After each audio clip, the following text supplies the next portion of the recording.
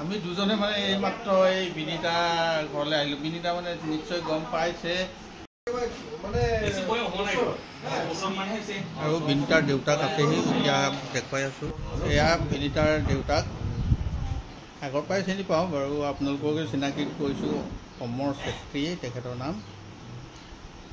আৰু ইতিমধ্যে আপোনালোকক দেখুৱালোৱেই বিনীতা আৰু বিনীতাৰ পেহীয়েকক নাই দেখা। পেহীয়েক আছেনে নাই জানো, গা ধুই আছে, আস্থা হ'ব।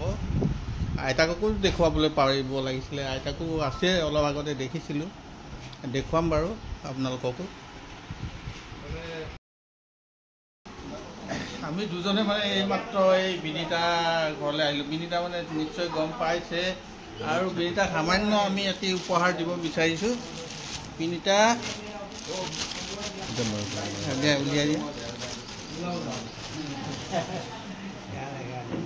এইফালে। এইজনী বিনীতাক এতিয়া চিনি নোপোৱা মানুহ নাই আৰু।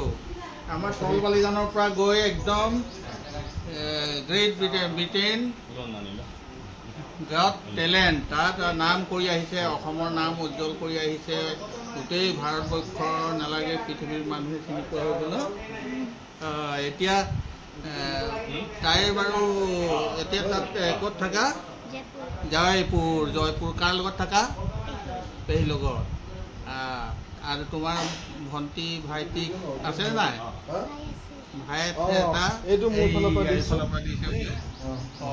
এইফালে তুমি আহা, এইফালে এইজন। আমি মানে দুইজনে আহিছোঁ। তোমাক সামান্য এটি উপহাৰ গামোচাখন দিলোঁ।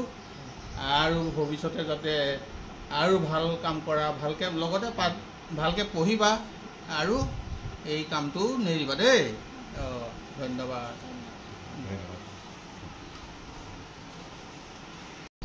আৰু এয়া বিনীতাৰ এইজন ককা, মানে আমি চবেই তোমাৰ ককা, গম পাইছানে? আমাৰ মানে চবৰে দাদা হয়। দেই, মোৰ ঘৰটো একদম ওচৰতে আছে, তোমাৰ মাটিৰ লগতে মিলি আছে। তুমি খালি গম নোপোৱা দূৰত থকাৰ কাৰণে দেই। বাৰু হ'ব, আজি তেতিয়াহ'লে একেবাৰে জয়পুৰলৈ গুচি যাবা ন?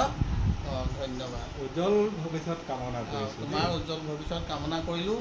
যাতে তুমি এই কামটো নেৰা, পঢ়াও নেৰিবা আৰু তেতিয়া সকলোৰে মৰম পাই থাকিবা দেই।